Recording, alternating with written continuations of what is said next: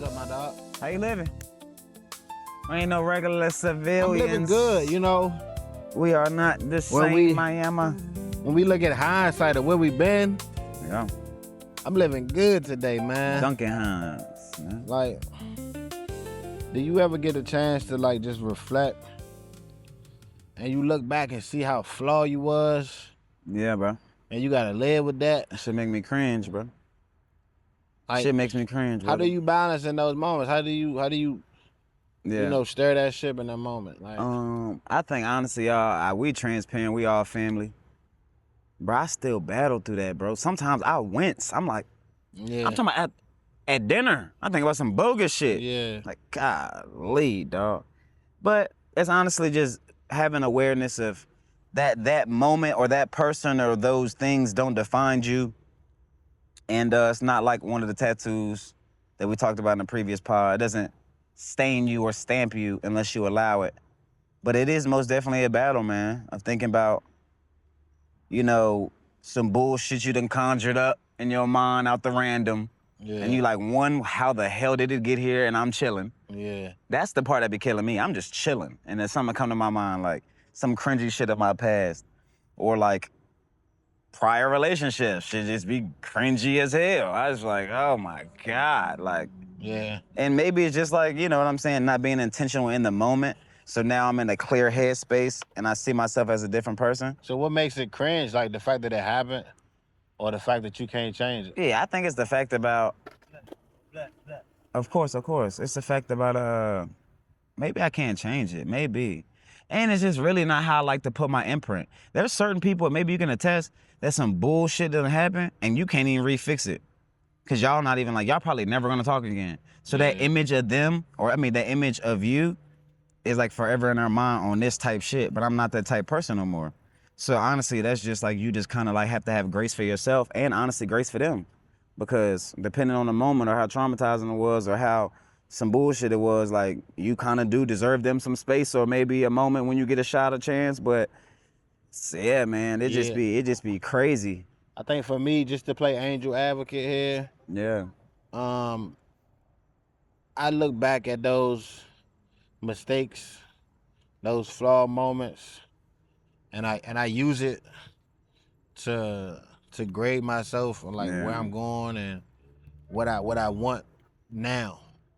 Because one of my most would have been most flourishing relationships matured me as a man, and I didn't see it in the moment. Yeah. I was flawed. Mm-hmm. There was a woman at a time that was everything for me, did everything for me, was the greatest girlfriend you could ask for.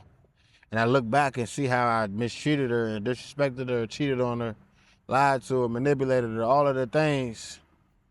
And it's because of losing that, I now value love and relationships different. So in a sense, I think I do make it right by being a better person now. I think you do too. I think we all can by that statement, by that it's like sometimes metric. I look back and be like, but then I remember like, nah, if I ain't never do that, I wouldn't appreciate what I have today. I gotta get better with that. So it be cringe, but the beauty of it is like life still goes on. For sure. That's the awesome part. Life still goes on. That's the awesome part. You know what I'm saying? Life like, still continues. I think I'm glad that like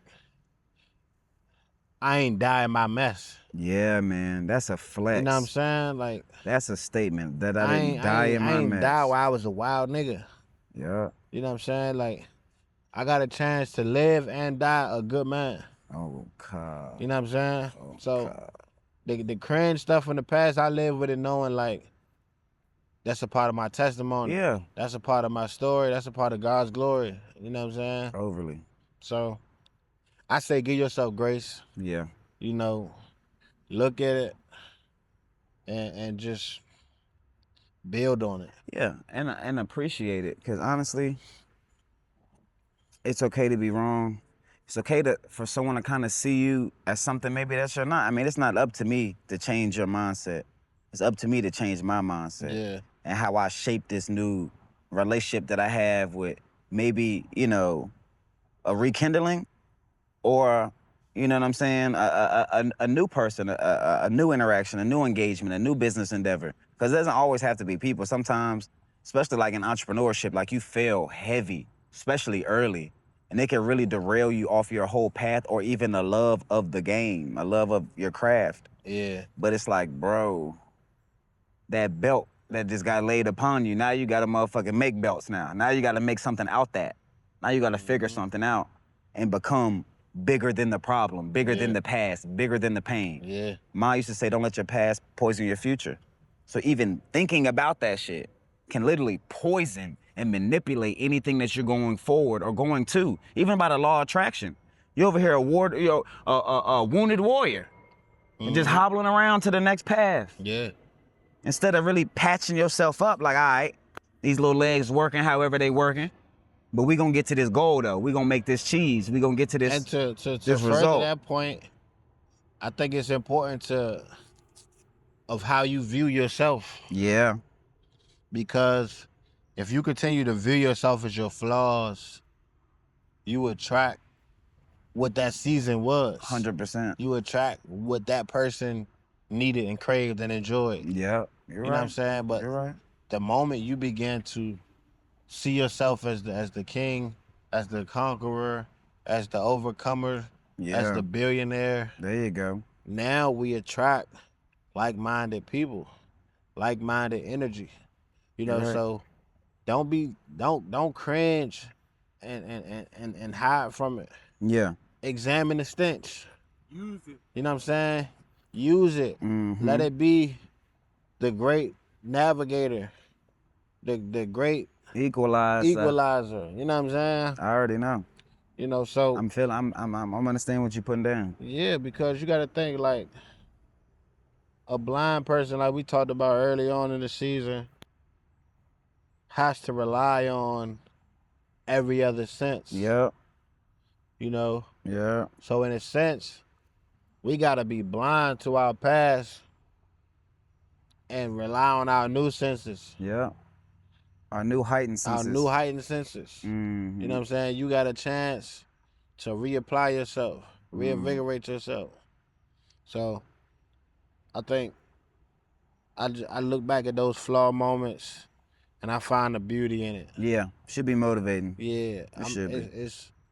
It's no longer like cringe and and then somebody told me too, like, once we begin to walk in our truth and our raw truth, that's when God can really use us. Yeah. You know what I'm saying? Like, people need to know that you come from something because now they have something to aspire to be. Or they have a brother or sister in that moment of their weakness, they have an identifiable person who they can learn from. Exactly. You know what I'm saying? So I look back at it, man, and like I said, I use it as change, you know.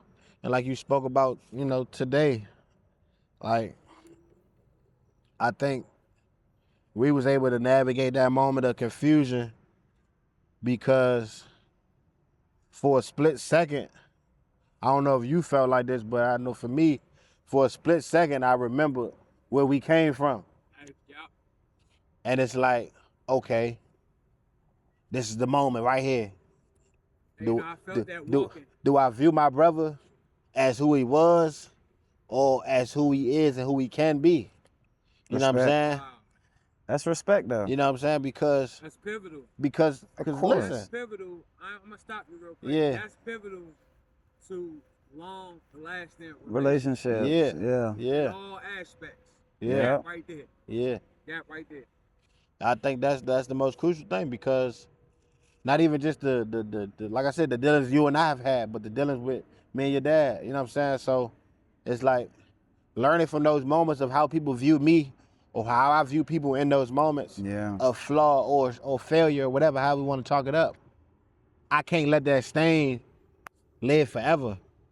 I gotta get the tide to go, get that out, and we moving on. You got to. This is a fresh white tea. We good to go. We back. You know Let what I'm it saying? dry. Now we gonna fry. So I think, you know, looking at it cringe sometimes That's a jaded point of view, and you know I love my rose-colored lens. There you go. So I ain't gonna let it be that when I'm looking at it. I'm gonna look at it like it's, man, that's some good boo-boo right there.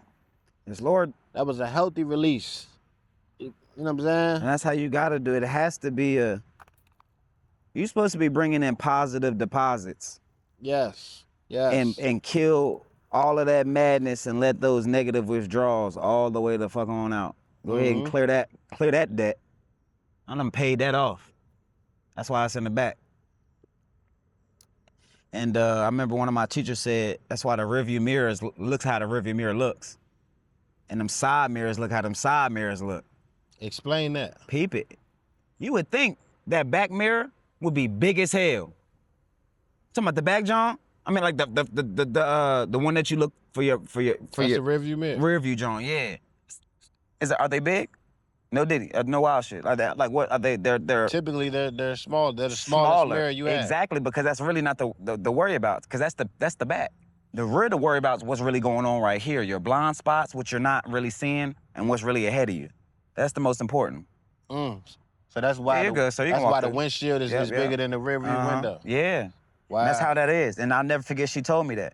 And when she told me that, it put me in perspective of like a horse, why they got the blinders too? Because I used to run track. They don't get distracted by what's They get distracted, but you know what it does?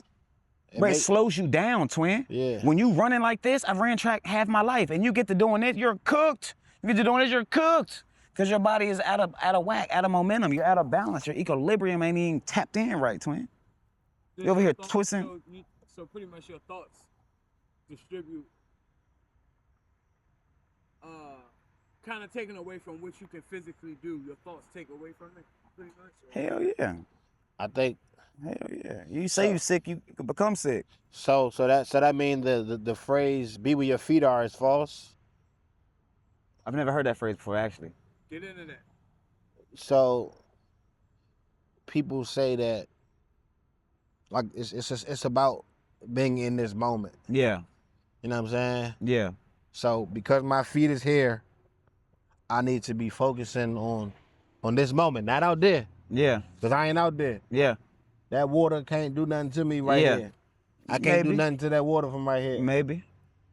And I ain't heard that one because my sports background won't allow that.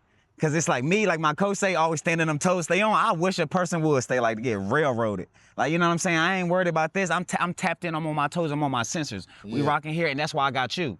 Because you tapped into your sensors. You know what I'm saying? You got deep thirds, I got deep thirds. Yeah. I'm not, I swear for God, I'm not tripping what happened over there because I got you. Yeah. Do you see what I'm saying? That's that trust. Yeah. See what I'm saying? So when that ball pop over here, all right, that's me now. That's when I tap into my efforts, my skills, and my film watching, really. And that comes into knowing yourself, AKA the film watching. Knowing how you are in these moments, knowing how you can get better. We all know what we can build on. So it's like, I really do love what you said because I think it is accurate. But just to revamp it, like stand on them toes though, stand on the ball on them toes. Because you stay on them feet, I blow smooth right past you. Because you can't recover. When you're on the back of your feet, you can't recover. Try to backpedal like that, you're cooked. Try to turn your hips like that, you're fried. And you're always gonna go to the lowest level of your availability because you're at the lowest level of your availability. You need to be up here, giving torque. So when I run track, I'm over my feet. I'm not under my feet, I'm over my feet. Hey, look, And that's facts. Transition into something other than Nah, but that's, of course. Yeah, but I ain't talking about sports at all. So yeah, those are all metaphors. Like, granted, yes, I did say some sports shit. But what I mean by when I say he got deep thirds, I got deep thirds, like with this arm leg situation with this corporation, like when I put the work in, I don't even gotta ask Cuddy did he do his film work and his editing. My boy already sent me the data before I even had to ask him. You know what I'm saying? So, oh yeah, how you doing, brother? Oh, of course, how you doing? Do your thing. Go ahead. Whatever you want to, too. Yeah. We filming a podcast.